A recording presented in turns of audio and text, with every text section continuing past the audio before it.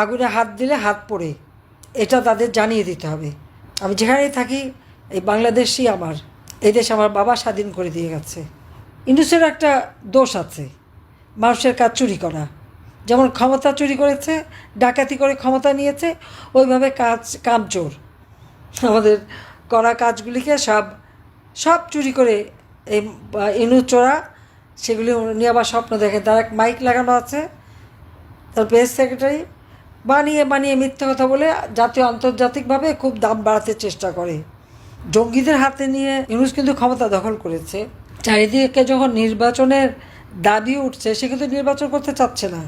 এত মানুষ মারা গেছে, কীভাবে নির্বাচন করবে? মানুষ মেরেছে কি? মানুষ তো হত্যা করেছে এই আমাদের স্বরাষ্ট্র উপদেষ্টার ভাষায় তাদের প্রিয় পোড়া পান্ডা। অপকর্মগুলি তো তারাই করেছে, নিজেরাই মানুষ খুন করেছে। তারা কিন্তু নির্বাচন কথা বলে না। যে আইসিটি, ইন্টারন্যাশনাল ক্রাইম ট্রাইব্যুনাল, যেটা যুদ্ধ অপরাধীদের বিচারের জন্য করা, আজকে সেটাকে আবার এই অবৈধভাবে ক্ষমতা দখলকারী ইউনূস এক্সিকিউটিভ পাওয়ার দিয়ে সেখানে সংশোধনী এনে সেখানে মামলা দেওয়া হয়েছে। সেই মামলায় আমার বিরুদ্ধে তো প্রায় 450 মতো মামলা, তারপর অগণিত আওয়ামী লীগের নেতা কর্মীদের বিরুদ্ধে মামলা। সেখানে পুলিশ বাহিনী, সশস্ত্র বাহিনী কেউই রেহাই পাচ্ছে না, সবার বিরুদ্ধে মামলা, বিচারের নামে প্রহসন করা হচ্ছে। এবং কি দেখা গেল, যুদ্ধ অপরাধীদের বিচারে, যখন আমরা এই যুদ্ধ অপরাধীদের বিচার করেছি, সেই বিচারে ডিফেন্সের যারা ছিল, ডিফেন্স টিমের সাথে যে কাজ করেছে, সেই হয়ে গেছে এখন চিফ প্রসিকিউটর। আর যে দলটা নিষিদ্ধ ছিল, জিয়াউর রহমান যাদেরকে সংবিধানের 12 অনুচ্ছেদ এবং 38 অনুচ্ছেদের অংশবিশেষ মার্শাল অর্ডিন্যান্সের মাধ্যমে সংশোধন করে এদেরকে রাজনীতি করার সুযোগ দিয়েছিল, সে জামায়াত ইসলামী, তাদেরই দলের লোক, তারাই হয়ে গেছে এই আইসিটির চেয়ারম্যান এবং চিফ প্রসিকিউটর, যারা যুদ্ধ অপরাধীদের পক্ষে ছিল। তারা যদি চিফ প্রসিকিউটর হয়, তো সে মামলার রায় তো এমনি জানা যায়। সেখানে কি ন্যায় বিচার হবে? আমরা কি ন্যায় বিচার পাবো? বাংলাদেশের জনগণ কি ন্যায় বিচার পাবে? তা তো পাবে না। এবং সেটা প্রমাণ আজকে আপনারা দেখেন, সেই একজন যুদ্ধ অপরাধী আজহার, সে তো সেই আল বদর বাহিনীর প্রধান ছিল রংপুরে।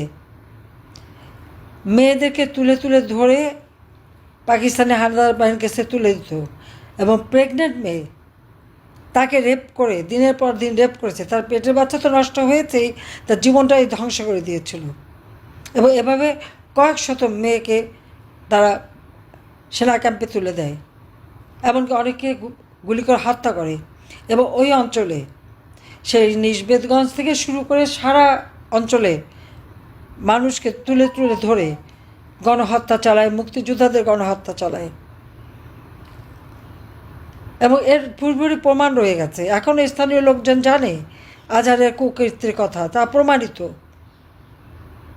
অথচ সে সাজা পেয়েছিল, আজকে তাকে সেই সাজার থেকে মাফ করে দেওয়া হয়েছে এবং মুক্তি দেওয়া হয়েছে। অপরদিকে মুক্তিযোদ্ধাদের অপমান করা, তাদের গলায় জুতার মালা পরায়, শিক্ষকদের গলায় জুতার মালা পরায়, শিক্ষকদেরকে জোর করে পদত্যাগ করায়, মুক্তিযোদ্ধাদের অপমান করা হয়। আর যুদ্ধ অপরাধী, রেপিস্ট, যে পাশবিক অত্যাচার করেছে নারীদের উপর, এরা তখন এরকম বৃদ্ধ ছিল না, তারা তখন খুব যুবক ছিল। এটা সবার মনে রাখা উচিত। 53 বছর আগের কথা। তাদের বয়স তখন খুব অল্প, এবং তারাই আজকে তাদের গলায় ফুলের মালা দিয়ে বরণ করে নেওয়া হয়। কি অদ্ভুত দেশে আমরা বাস করি। আর যিনি আমাদের ডক্টর ইউনূস সাহেব, তারই বদৌলতে আজকে আন্তর্জাতিক যত সন্ত্রাসী জঙ্গি সংগঠনের সেই যে মূল হোতা এবং সেই যে বড় নেতা, এটা কিন্তু আজকে প্রমাণিত সত্য। অথচ মানুষকে, সারা বিশ্বকে সে বোকা বানিয়েছিল। যে গ্রামীণ ব্যাংক সরকারি টাকায় তৈরি করা, 6,000 টাকা বেতনে একটা এমডির পদে চাকরি করত, তারপর সে হাজার হাজার কোটি টাকার মালিক কীভাবে হলো? এটা আমি শুনেছি। এটা তো সকলে পারলে তদন্ত করে দেখেন, দেশে বিদেশে যারা আছে। একমাত্র আমেরিকা, সেই ল্যাটিন আমেরিকা থেকে শুরু করে আমেরিকার বিভিন্ন জায়গায় তার যে গ্রামীণ আমেরিকান ব্যাংক এবং বিভিন্ন তার ব্যবসা প্রতিষ্ঠান, সেখানে কি 17 বিলিয়ন মার্কিন ডলার তার বিনিয়োগ। এত টাকার মালিক সে। ফ্রান্সে শোনা যায় $2 বিলিয়ন তার ব্যবসা, এবং সেখানে 2 না 3টে ব্যাংকের সাথে তার শেয়ার আছে। খুব মহামূল্যবান ফ্ল্যাট কিনা আছে নাকি প্যারিসে। আর বাংলাদেশে তো তার সম্পদের অভাব নাই। 3টা ব্যাংকেরই রিপোর্টে ছিল 118 কোটি টাকার মালিক। তাছাড়া আরও বিভিন্ন জায়গায়, যেমন 70 কোটি, কোথাও 46 কোটি, কোথাও 66, নানাভাবে তার টাকা, অজস্র টাকার মালিক সে। পূর্বাঞ্চলে 10 কাঠা জমি নিয়েছিলাম আমরা, তার জন্য সেটাকে বিরাট অপরাধ হয়ে গেছে। তার জন্য একেবারে রেড অ্যালার্ট দেওয়া হয়। আমাদের ছেলে মেয়ে কেউ বাদ যায় না, জয়, পুতুল, ববি, টুলি, প্রবন্ধী, কেউ না, রেয়ানা, সবার বিরুদ্ধে মামলা। অপরাধ কি 10 কাঠা জমি? কেন, আমরা কি অপরাধ করছি? আমাদের কি 10 কাঠা জমি পাবারও অধিকার নাই? আমাদের সব সম্পদ দিয়ে দিচ্ছে জনগণকে। আমাদের ছেলেমেয়ের কি কোনো অধিকার নাই? আর ইউনুসের তাহলে কি আছে শোনেন আপনারা। এই পূর্বাচলে তার 4000 কাঠা, 4800 কাঠা জমি, 4800 কাঠা জমি, সেখানে সে রিসোর্ট করেছে নৈসর্গ নামে। তো পূর্বাচলে এত জমি সে কীভাবে নিল? কোন আইনের বলে, কোন পরিকল্পনা বলে সে নিয়েছে? তার জবাব দিতে হবে না? তার বিচার হবে না? তার হিসাব হবে না? উত্তরায় 5 একরের উপরে জমি। কক্সবাজারেও কিন্তু নৈসর্গ রিসোর্ট আছে। সমগ্র বাংলাদেশে 6000 কোটি টাকার খালি জমি কিনে রেখেছে, মানুষকে নাকি সেবা দেবে। আজকে একটা সেবাও কি মানুষ পেয়েছে সেখান থেকে? চট্টগ্রামে 83 কাঠা জমি নিয়েছিল, 83 না 87 কাঠা জমি। কি আনন্দ স্কুল করবে, সেই স্কুলের চেহারা কেউ দেখেনি। আর ক্ষমতা আসার সাথে সাথে ব্যবসা বাণিজ্য 2 হাতে লুটে নিয়েছে। যেমন তার সমন্বয়ক উপদেষ্টা 2 হাতে টাকা বানাচ্ছে, শেয়ার মার্কেটে 90,000 কোটি টাকা লুট করে নিয়েছে, আর সেখানে তারা এখন 100 কোটি টাকার মালিক হয়ে গেছে। তার কি ক্রিপ্টোকারেন্সি দিয়ে টাকা বানাচ্ছে বিদেশে, আর এদিকে 2 হাতে সব এদিকে লুটে খাচ্ছে। এটাগুলি কোনো অপরাধ না। সব অপরাধ আওয়ামী লীগের, সব অপরাধ আমরা করেছি, সব অপরাধ মুক্তিযোদ্ধাদের। কারণ দেশটা কেন স্বাধীন করলো? আরে বাবা, স্বাধীনতা যদি নাই করা হতো তো ইউনূস কি আর এই মসনদে বসতে পারতো? মসনদে বসে বড় বড় কথা বলতে পারতো? সে জাপানে গেছে, কোন মুখে যায়? হলি আর্টিজানে যারা জাপানিজদের হত্যা করেছে তাদেরকে তো ইংলিশ মুক্তি দিয়ে দিয়েছে। যত জঙ্গি সন্ত্রাসী জেলখানা খালি ভরে ফেলেছে আওয়ামী লীগের নেতা কর্মীদের দিয়ে। আবার মাতার বাড়ি, এই পরিকল্পনা তো আমার। এবং জাপান সরকার, জাপানের প্রাইম মিনিস্টার বাংলাদেশে এসেছিলেন, আমি তার দাওয়াতে জাপানে গিয়েছিলাম। $6 বিলিয়ন আমাদের একটা এমইউ সই হয়, যেটা লাইন অফ ক্রেডিট তিনি বাংলাদেশে বিনিয়োগ করবেন। সেই লাইন অফ ক্রেডিটে $6 বিলিয়ন আমাদের সাথে চুক্তি, এবং সেই জন্য মাতার বাড়িতে বিদ্যুৎ কেন্দ্র করে দিয়েছেন। সেখানে ডিপসি পোর্ট নির্মাণ হচ্ছে, কিছুটা চালু হয়ে গেছে, এবং আরও এটা উন্নত মানের হচ্ছে। সেখানে একটা ইকোনমিক জোন হবে, এবং জাপানকে আমরা ঢাকা 2500-এ সেখানে আমরা জায়গা দিয়েছি, সেখানে জাপানি বিনিয়োগ হয়েছে। এবং চিটাগাং, কক্সবাজার, টেকনাফ, সাবরংয়ে সেখানেও তাদের একটা স্পেশাল ইকোনমিক জোন, এবং সেই সাথে সাথে আমাদের সি বিচ শুধুমাত্র মানে ফরেনারদের জন্য উন্নত মানের সি বিচ করে দেবে। আমাদের মহেশখালী দ্বীপের যে মাতার বাড়ি, সেখানে যেমন তারা ডেভেলপ করে দিচ্ছে, পাশাপাশি সোনাদিয়া দ্বীপে সেখানে ইকো ট্যুরিজম গড়ে উঠবে, সেই পরিকল্পনা রয়েছে জাপানের সাথে আমাদের। জাপানের সাথে তো আমাদের সেই সম্পর্ক রয়ে গেছে, এবং বিগ বি এই কর্মসূচির আওতায় ব্যাপকভাবে তারা এখানে বিনিয়োগে এসেছে। মেট্রো রেল জাপান করে দিয়েছে। কাজে এভাবে বিভিন্ন ডেভেলপমেন্ট ওয়ার্ক তারা করে দিচ্ছে জাইকার অর্থায়নে। আজকে আমি যে কাজগুলি করে যাচ্ছি অলরেডি চলমান, যেগুলি সম্পন্ন হচ্ছে বা হবে, এটা নাকি ইউনূস স্বপ্ন দেখেছে, করে ফেলেছে। স্বপ্ন দেখলো কোথায়, কখন? আর এই কাজগুলি তো আমি করেই দিয়েছি, ইতিমধ্যে কাজ করা হয়ে গেছে। তাহলে সে আবার স্বপ্ন দেখলো কী করে? ইউনূসের একটা দোষ আছে, মানুষের কাজ চুরি করা। যেমন ক্ষমতা চুরি করেছে, ডাকাতি করে ক্ষমতা নিয়েছে, ওইভাবে কাম চুরি করতে পারে। আমার করা সন্দ্বীপে আমরা যে করে দিলাম ফেরি সার্ভিস, ওমা 3-4 মাসের মধ্যে কি ফেরি সার্ভিস করে ফেললো।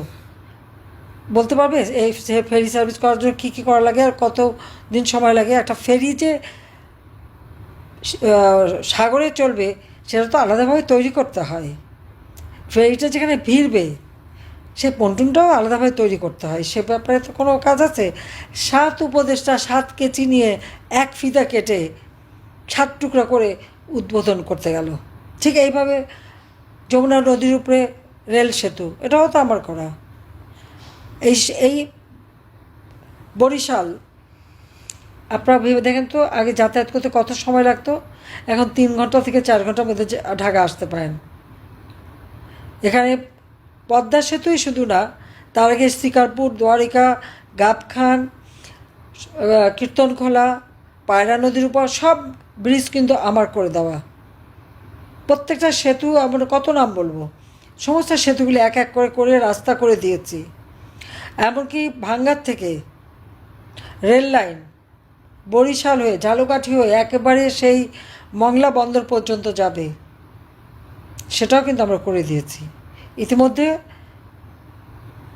ঢাকা থেকে যশোর পর্যন্ত ফরিদপুর হয়ে রেল লাইন চালু হয়ে গেছে এবং সেটা একেবারে মংলা বন্দর পর্যন্ত প্রত্যেকটা নদী ব্রিজ করে রেল চালু করে দিয়েছি এবং সেখানে হাইওয়ে করা 6 লেন বিশিষ্ট হাইওয়ে হবে, যেটা ঢাকা থেকে একেবারে বরিশাল হয়ে মংলা বন্দর পর্যন্ত যাবে।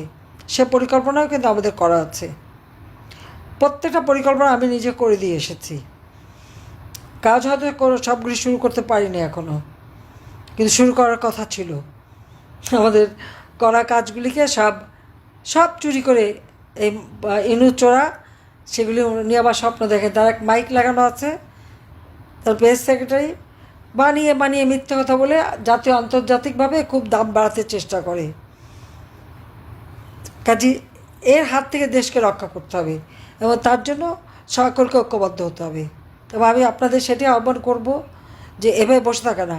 আজকে জেলখানা থেকে কোর্টে নেওয়ার সময় আমাদের নেতাকর্মীদের মারে, আর আপনারা দাঁড়িয়ে দেখবেন। কেন দাঁড়িয়ে দেখবেন? এখন থেকে যাকে যখনই নেওয়া হবে সেখানে লোক দাঁড়িয়ে থাকবে, যারা মারতে আসবে তাদের উপযুক্ত শিক্ষা দিয়ে দেবেন। উপযুক্ত শিক্ষা দিতে হবে, বাধা দিতে হবে। গেরিলা যুদ্ধ করে বাংলাদেশ স্বাধীন হয়েছে, কাজে যেভাবে পারেন এদেরকে শিক্ষা দেন, এটাই আমার নির্দেশ। আগে এই শিক্ষাটাই তাদের দিতে হবে। আগুনে হাত দিলে হাত পোড়ে, এটা তাদের জানিয়ে দিতে হবে। মানুষ খুন করলে নিজেরও জীবন বিপন্ন হয়, এটা তাদের শিক্ষা দিতে হবে। এর থেকে আর কত বলবো? শুধু নির্দেশ চাইলে হবে না। আপনার ঘর পূর্বে আর আপনি নির্দেশে বসে থাকবেন যে আপনি তাদের প্রতিকার করবেন না বা তাদের বিরুদ্ধে ব্যবস্থা নেবেন, এটা তো হয় না। যেভাবে পারবেন প্রতিকার করতে হবে সেভাবেই করবেন, সেটাই আমার নির্দেশ হিসেবে মেনে নেবেন। আমি তো আছি আপনাদের সাথে, যখন যেটা লাগবে আমি তো দেখব। আমি যেখানেই থাকি এই বাংলাদেশই আমার, এই দেশ আমার বাবা স্বাধীন করে দিয়ে গেছে। লাখো শহীদের রক্তের বিনিময়ে স্বাধীনতা পেয়েছি। কাজে এটাকে নিয়ে হেলাখেলা আমরা করতে দিতে পারি না। এই দেশকে এই খুনি ইউনূসের হাত থেকে, জঙ্গিদের হাত থেকে উদ্ধার করতে হবে এবং ইনশাল্লাহ আমরা তা করতে পারবো, এই বিশ্বাস আমার আছে। সেই জন্য তো আল্লাহ বাঁচিয়ে রেখেছে। আল্লাহ একবার একটা ঘটনা থেকে বাঁচায়, তারপরে দেখা যায় আমার কিছু কাজ দেয়, সেই কাজ করি এবং ইনশাল্লাহ এটা করবো। সবাই ভালো থাকেন, সুস্থ থাকেন। জয় বাংলা, জয় বঙ্গবন্ধু, বাংলাদেশ চিরজীবী হোক। খোদা হাফেজ।